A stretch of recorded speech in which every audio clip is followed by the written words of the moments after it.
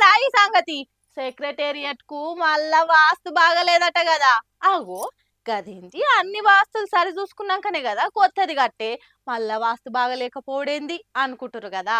కానీ రేవంత్ రెడ్డి సార్కు పేరుకు తగ్గట్టు వాస్తు లేదట, అందుకే మార్పులు చేస్తురట. తెలంగాణలో ఈ వాస్తు మార్పులకే ప్రజాధనాన్ని పనికిరాకుండా వాడుతున్నట్టు కదా.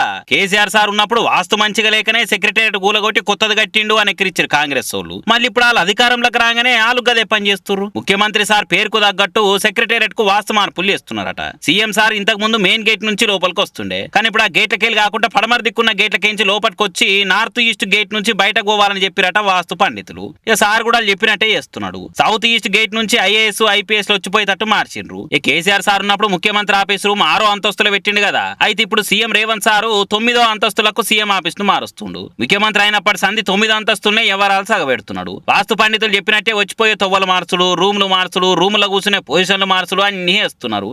మరి లీడర్ల నమ్మకానికి ప్రజాధనాన్ని ఇట్లా ఖర్చు పెట్టి పాడు చేసుడు ఎందుకని గరమైతురు ఈ సంగతి ఎరికైనోళ్ళు.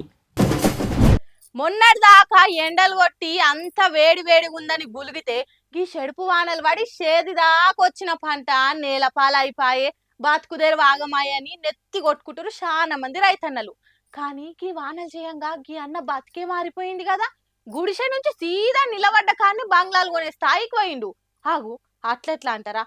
చూడురి మీరే. చూస్తందుకు అచ్చ ముష్కెల దొరికిన రాళ్ళ లెక్కనే ఉన్నాయిలే, కానీ అవి రాళ్ళు కాదు, బతుకులు మార్చే వజ్రాలు. అవునుల్లా, అవి వజ్రాలే. అదృష్టం బగ్గుండి ఓ పేదోని చేతిలో పడ్డాయి. కర్నూలు జిల్లా పత్తికొండ కాడ ఆలూరులుండే ఓ అన్న రోజు కూలినాలు చేసుకొని ఇల్లు నడుపుతుండు. ఇట్లనే అప్పుడప్పుడు కైకిలు చేసేటప్పుడు వానలు పడంగా దోలాడుతుండేనట. ఇక మనోని అదృష్టం బాగుండి ఈ చెడుపు వానలకు బగ్గ కలిసి వచ్చినట్టుంది. కోట్లు ఇలువ చేసే వజ్రాలు దొరికినాయి. మొదలందరూ అవిటిని చూస్తందుకు ఉత్తరవుతులు లెక్కనే ఉన్నాయి అనుకుర్రు. కానీ బగ్గ పరిశీలించి చూస్తే వజ్రం అందేలి అబ్బరో దేవుడా, సాలిగా ఈ బతుకుకి అని మస్తు కుషైండు. ఇక ఈ ముచ్చటాడున్న సోపతోళ్ళకి తెలవంగానే అరే మన గీట దొరుకుతాయి పాండిరా అని దోలాడు షురు చేసిర్రు. ముచ్చటెరికైన ఆడకట్టులున్నోళ్ళంతా ఏడి పనాడి చేసి అది చూస్తందుకు ఎగబడ్డారు. గిట్లా దేనికైనా అదృష్టం ఉండాలి. దేవుడు ఎప్పుడు దయదలుస్తాడో, ఎప్పుడు మనకి దశ వస్తుందో అని గులుగుతున్నారు ఈ ముచ్చట తెలిసిన వాళ్ళంతా.